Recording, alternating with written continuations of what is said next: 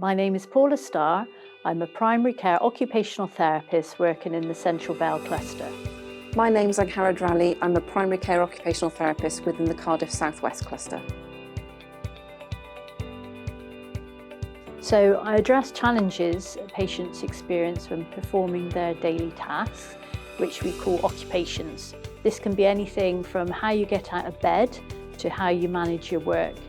Joining the Primary Care Academy gave us the opportunity to address the needs of patients at a point where they're beginning to struggle rather than in the midst of a crisis.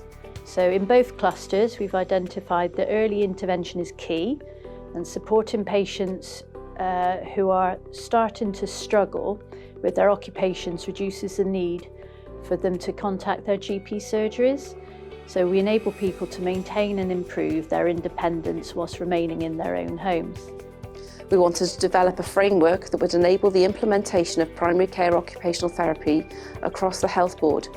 And as a service, we wanted to contribute to the further development of multidisciplinary working within Wales aligned to the strategic programme for primary care.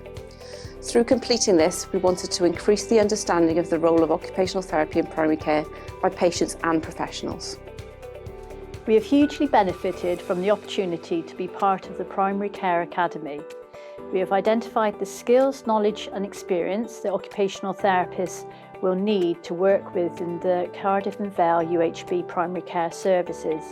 This project will hopefully pave the way for a permanent and fully funded service that can spread and scale across the UHB.